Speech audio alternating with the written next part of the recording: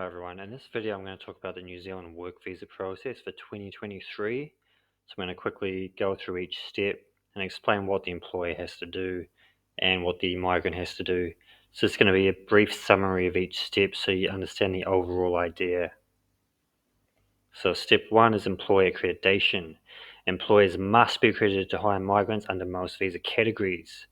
You can check if an employer is accredited on the Immigration New Zealand website, and I'll put a link here and a little cut and paste of the website so you can see what I mean. If employer is not accredited, it's not that difficult for them to get accredited. You can actually get a licensed immigration advisor to discuss with the employer.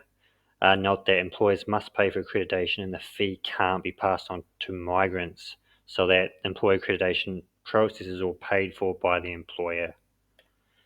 Step 2, advertising. Employers must advertise roles and attempt to hire New Zealanders first. This is known as a labour market test.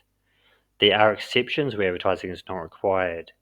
So exception 1 is if your role is on the green list and you meet the requirements of the list. So on the left-hand side of the list, you'll see all the different roles, all the different job titles.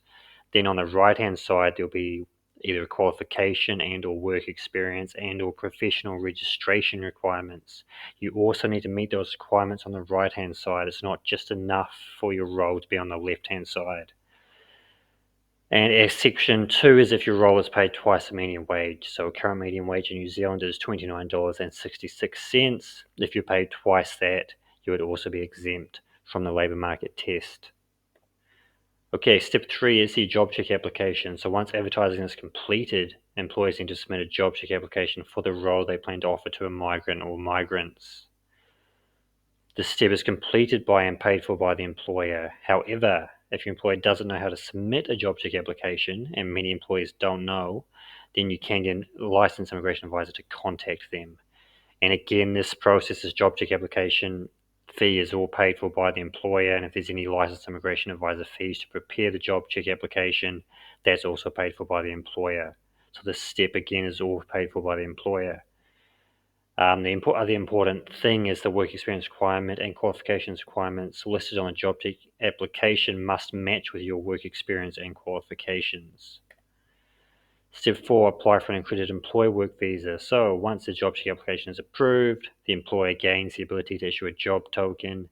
That token is required to start an accredited employer work visa application.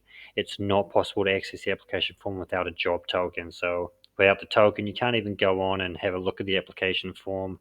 You can't do anything. You must have that job token before you can even do anything. And the most important requirements to meet on the work visa application are health requirements. You must be of an acceptable standard of health. Character requirements. You must be of good character and you may require police certificates. Work experience requirements stated on the job check. So your work experience must match with the work experience requirements stated on the employer's job check. And you'll need convincing evidence as well to provide and convince the immigration officer that you meet their requirement. And also the qualification requirements stated on the job check. Your qualification must match with what the employer has stated on their job check application, and you'll need to provide evidence and to convince the immigration officer that you're suitably qualified. And step 5 is visa applications for families. So if you have family to bring with you to New Zealand, you'll need to do a separate application or applications for them. You can't include family on an accredited employer work visa application.